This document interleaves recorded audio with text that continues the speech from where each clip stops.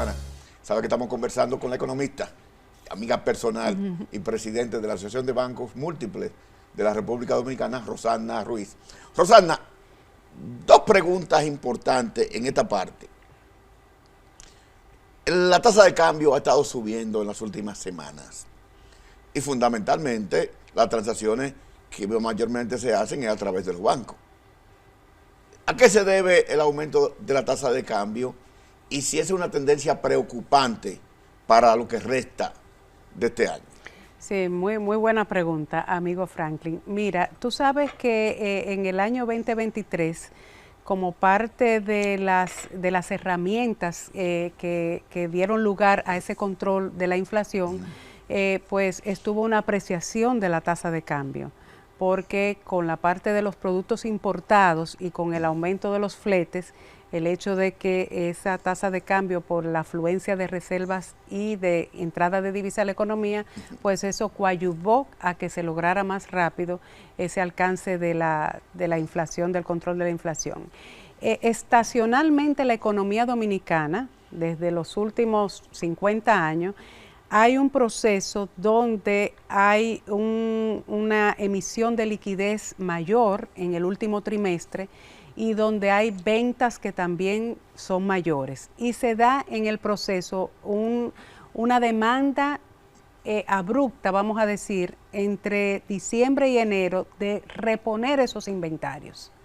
Esos temas estacionales se dan tanto en septiembre como se dan también entre diciembre y enero. Okay. De manera que ese aumento responde básicamente a una razón estacional de la economía dominicana. Pero aún, disculpa, sí, porque el Banco Central colocó en el sistema 200 millones de dólares. Entonces, sí. Como que no tenía mucho sentido que estuviera subiendo la tasa de cambio cuando estaba esa disponibilidad de recursos. Sí. O es que la demanda, como quiera, es muy alta en términos estacionales. Sí, en términos estacionales la demanda es alta, pero, como te digo, el Banco Central nunca antes en su historia tampoco había tenido la posibilidad de una fuente de reservas internacionales que cubren prácticamente 6 meses de importaciones. Hablamos de 17.000 millones. Totalmente, o sea, eso son palabras mayores para lo que había sido el histórico de las reservas internacionales. Y si tú mides el aumento que ha tenido la tasa de cambio, está todavía dentro de los parámetros del 4% interanual, que son los históricos que también hemos manejado. Ahora, las previsiones que hay tanto por la entrada de remesas, de turismo, de exportaciones totales, de inversión extranjera directa, de las colocaciones de los bonos soberanos, no, en mi opinión humilde, personal, técnica, no hay ninguna posibilidad de preocupación, porque esas entradas de divisas superarán con creces los que son los requerimientos. Es una cuestión de timing, de tiempo en lo que viene la afluencia y en lo que se responde a esa estacionalidad de compra masiva para reponer inventarios que se da en esa parte. Entonces el banco hizo esa intervención para atender esos requerimientos, pero nosotros no tenemos ninguna preocupación. O sea, entendemos que hay todo un fundamento para la estabilidad relativa de la tasa de cambio, y yo que tuve el privilegio de trabajar 20 años como asesora de nuestro querido gobernador Héctor Valdés Alviso y de ese equipo maravilloso del Banco Central, estoy convencida de que no hay nada de qué temer. A propósito de eso, también una pregunta que puedes no responderla. El déficit fiscal del Banco Central, se hizo un plan para la recapitalización del banco, pero eso no se ejecutó. ¿En qué punto estamos con eso y hasta dónde es preocupante ese déficit fiscal del Banco Central? Sí, nosotros tuvimos en el 2007 una ley de recapitalización del Banco Central, que mucha gente se confundía y decía, la ley nada más puso 10 años para que se recapitalizara el banco, y no era así.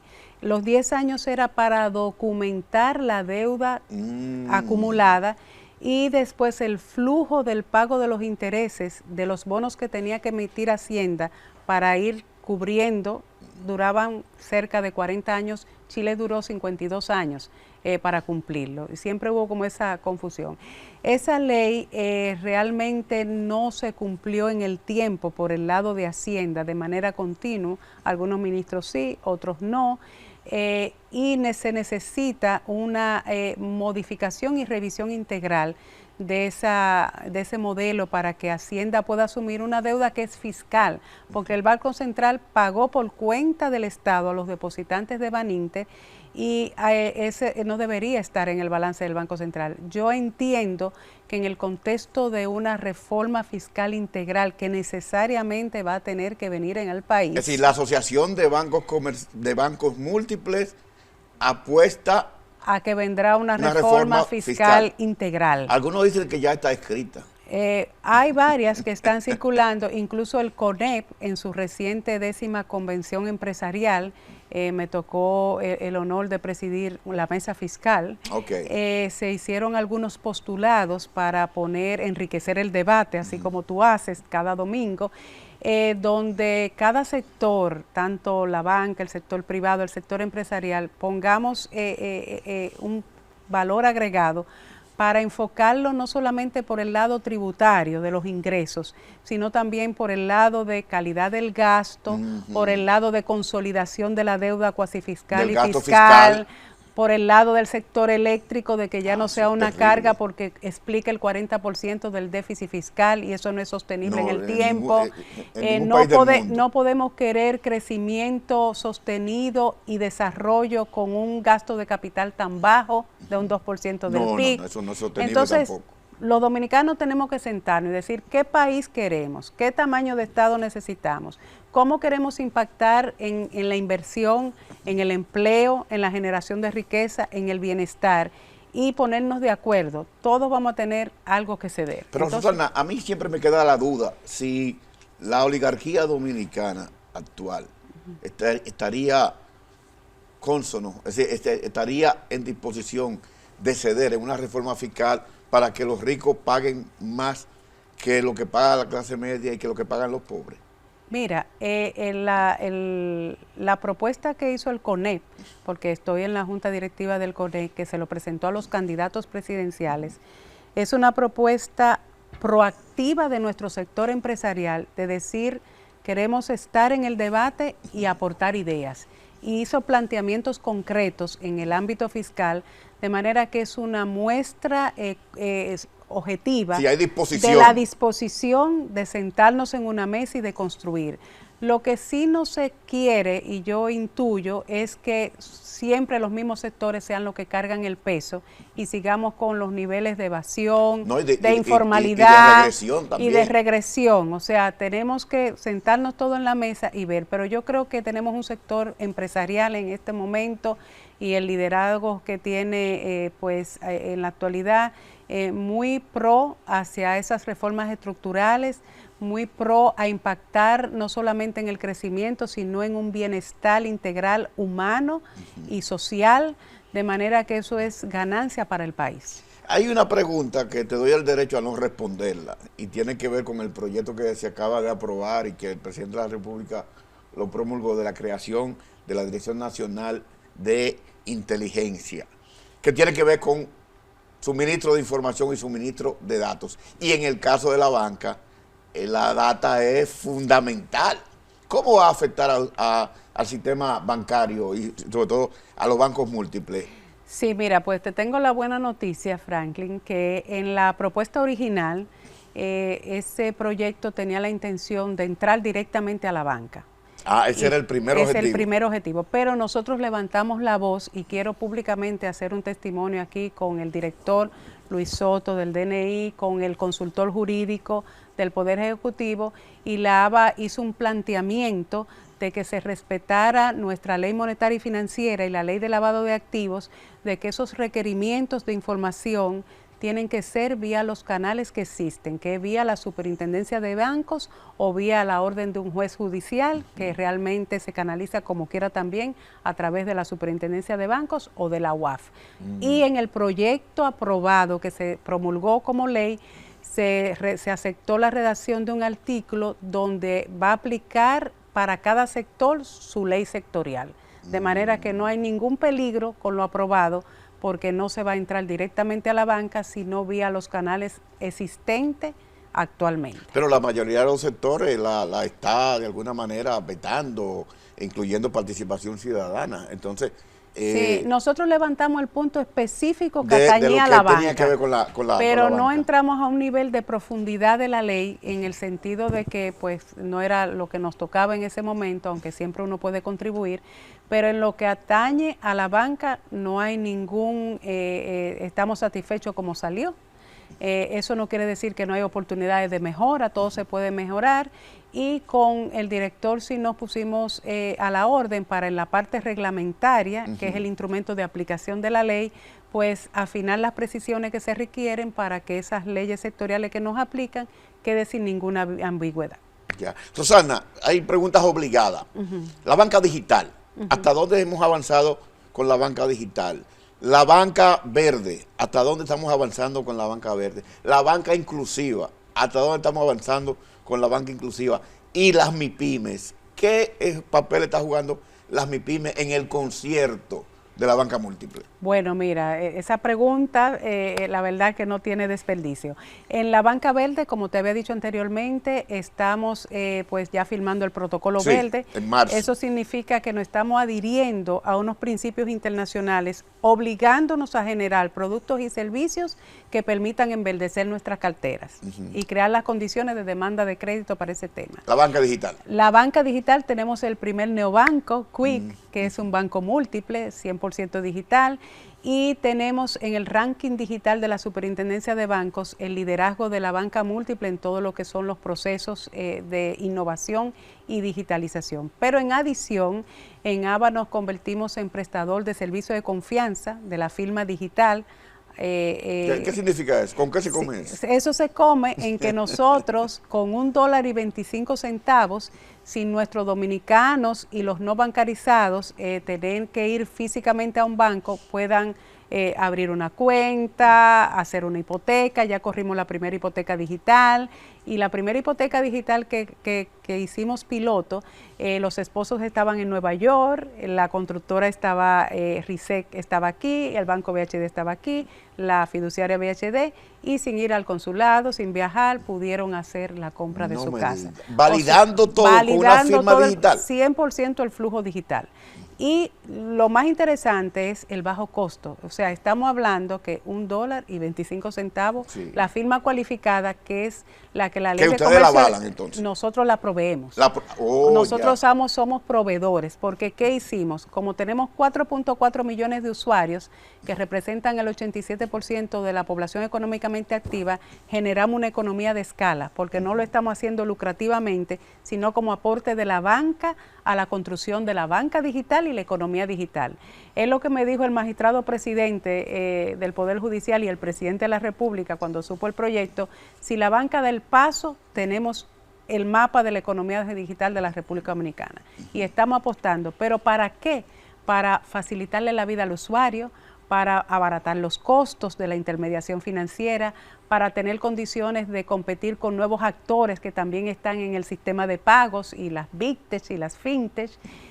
Con la parte de inclusión, somos la primera asociación bancaria del mundo que firmó y está en la misma mesa con AdoFintech, en una plataforma montando casos de uso donde ellos van a hacer un brazo menos costoso desde el punto de vista operativo para llegar a ese retail que son las pymes, que operativamente para la banca es muy costoso, pero nosotros vamos a aportar gestión de riesgo y prevención, y ellos esa facilidad de llegar a ese 49% excluido de los servicios bancarios formales. Pero también con la parte de MIPYMES, por primera vez en 45 años que tiene ABA, se creó una comisión de MIPYMES. Estamos lanzando, y es otra primicia que te doy, un piloto con Codopyme de 1,000 MIPYMES no bancarizadas, que le estamos cementando las que son posibles de tener factoring, otras leasing, otras que se puedan acompañar a través de un fondo de garantía que estamos haciendo público-privado, pero con un acompañamiento de educación, de formalización. Planteamos una propuesta vía el CONET de monotributo para con un solo pago, además de la formalización legal, el cumplimiento tributario con un solo pago, que con un solo pago puedan honrar seguridad social, riesgo laboral e impuestos internos. ¿Pero esa propuesta la están trabajando ustedes? Estamos con la DGI, el CONE también la propuso en la 10ª Convención Empresarial y está ahora mismo liderada por la DGI. Pero eso no debería estar en la reforma fiscal, más que todo. Debería estar en la reforma fiscal, ¿O se puede aplicar paralelamente? Pero se puede paralelamente, porque ¿qué dijimos? En lo que sale la reforma integral, en lo que se revisa el Código Tributario completo, saquemos esa ley primero. Y realmente parte de una propuesta presidencial y de una propuesta de la DGI. No, y nosotros estamos trabajando el tema con Promipyme. Exactamente. Porque es un tema, definitivamente. Claro, porque tú le preguntas a mi pyme, ¿para qué me quiero bancarizar?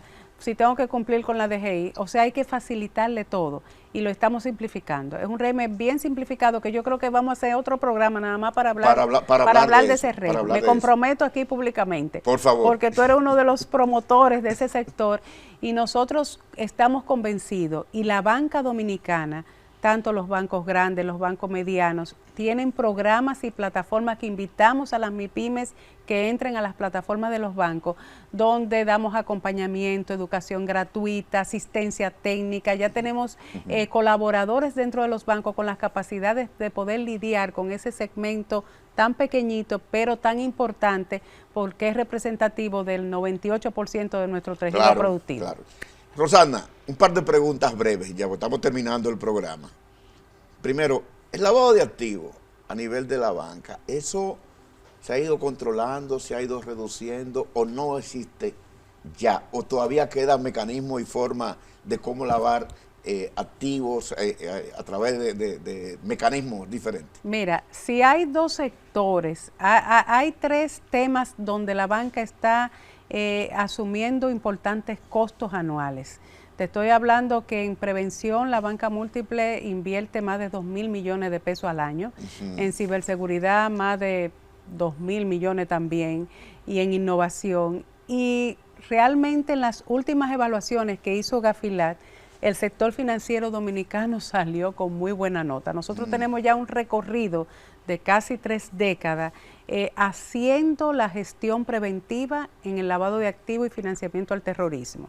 Y últimamente, con todo el apoyo tecnológico y de la inteligencia artificial generativa, hemos dado saltos cuánticos. ¿Qué nos falta como país? Que es el futuro. Exacto, pero nos falta, no tenemos un repositorio de los PECs.